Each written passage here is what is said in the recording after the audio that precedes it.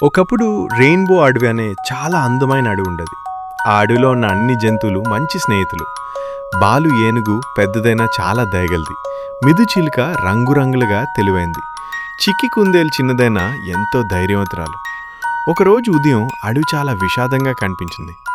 అడవిలోని జంతువులకు నీళ్ళిచ్చే మాయనది ఆగిపోయింది. అయ్యో అంటూ బాలు ఏనుగు అరిచింది. మన అడవిని కాపాడాలి అని ధైర్యంగా చెప్పింది చిక్కి. నేను ఎగిరి ఏమైందో చూస్తాను అని మిదు చెప్పింది. మిదు చాలా ఎత్తుగా దూరంగా ఎగిరి చూసింది. నదిని ఒక పెద్ద రాయి అడ్డుకున్నట్టు కనిపించింది. అది చూసి వెంటనే తన స్నేహితుల దగ్గరకు వచ్చింది. బాలు తన బలమైన తొండంతో ఆ రాయిని తోసింది. చిక్కి మట్టిని తవ్వి సహాయం చేసింది. జింకలు, కోతులు, చిన్న చిన్న చీమలు కూడా కలిసి పనిచేశాయి. అప్పుడే చలచల నది మళ్ళీ ప్రవహించసాగింది. అడవి మళ్ళీ పచ్చగా సంతోషంగా మారింది. ఆ రాత్రి నక్షత్రాల కింద అన్ని జంతువులు పాటలు పాడుతూ నృత్యాలు చేశాయి.